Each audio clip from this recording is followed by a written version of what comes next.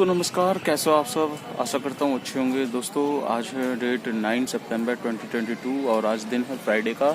और अभी टाइम हो रहा है मॉर्निंग के 7:15 बज चुके हैं, 7:20 हो रहे हैं।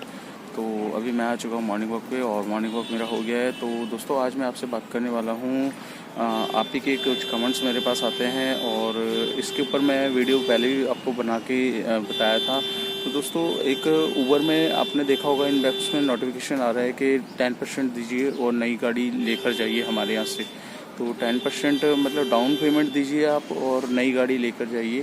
तो इसके बारे में मैं पहले भी वीडियो बनाई थी और पहले भी भाइयों को बताया था कि दोस्तों इस तरीके से ऊबर और ओला जो दोनों कंपनियां हैं, अगर आप इनसे गाड़ियां निकलवाओगे तो आप फिर सर पकड़ के रोने वाली बात है।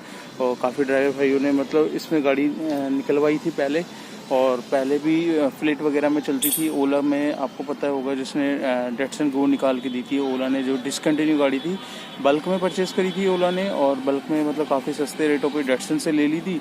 और वही काफ़ी जो मजबूर बंदे होते हैं जिनके पास मतलब पैसा नहीं होता कि थोड़े बहुत डाउन पेमेंट करके 30-40 हज़ार 50 हज़ार रुपये डाउन पेमेंट करके इन्होंने डेटसन गो ले ली। और उसमें करीब डेली का आई थिंक 900 रुपये या 800 रुपये कुछ पर डे का हिसाब होता था। तो 3 साल तक दोस्तों इनको पे करना होता था ओला वालों को, और उसके बाद भी वो गाड़ी उनकी नहीं होती थी, उस पर भी बोली लगाई जाती थी।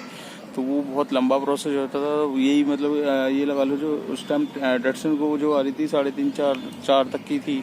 तो EMI इंटरेस्ट लगा के 9-9 लाख की पड़ी है। डिज़ायर ऐसी डिज़ायर गाड़ी थी, उस पर भी आपको पर डे का 1000 रुपये देना पड़ता था ओला को।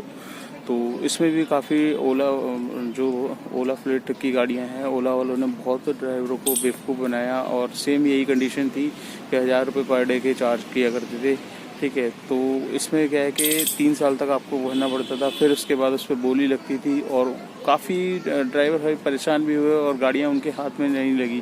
3-3 साल उन्होंने EMI के तौर पर डेली के हिसाब से पे भी किया।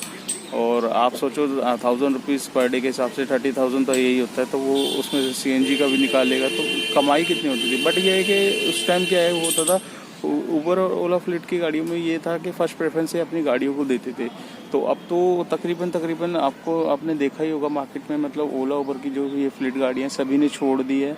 छोड़ने का मेन रीज़न यही था कि ओला ऊबर ने तो अपना पेट भर ही लिया था, बट पेट भरने के बाद भी जो गाड़ियां जिन भाइयों ने 3-3 साल चलाई, EMI पूरी भरी, उनको भी उनके ये गाड़ियां नहीं मिली, ठीक है।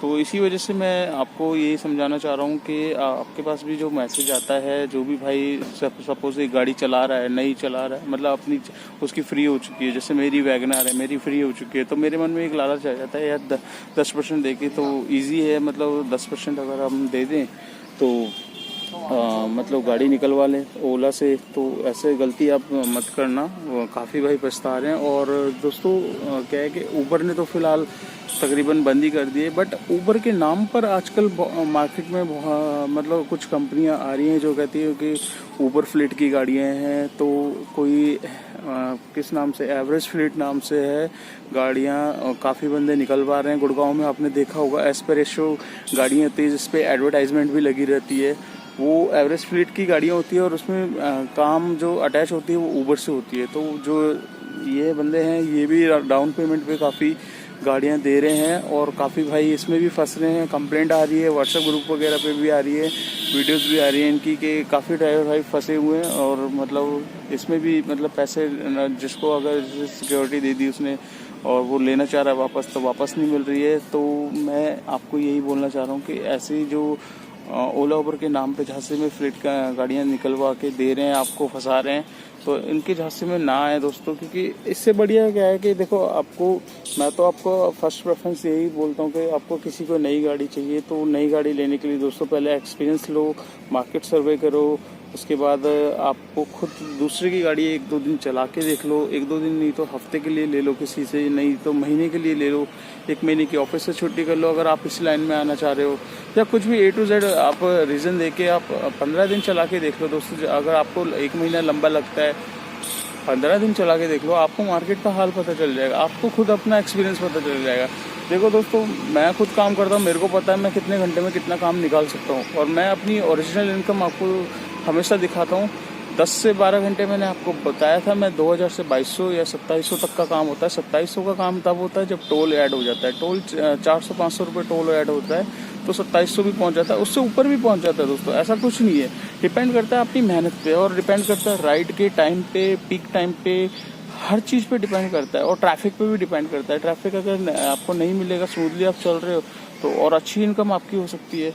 तो ये सब चीज़ें हैं मतलब। तो अभी मैं उन भाइयों को यही बोलना चाह रहा हूँ कि आप ऐसे झांसों में ना है। एवरेज फ्लीट की जो गाड़ियाँ आ रही हैं इनमें भी कंप्लेंट आ रही है। तो अगर आपको लेनी है गाड़ी, शोरूम से लीजिए।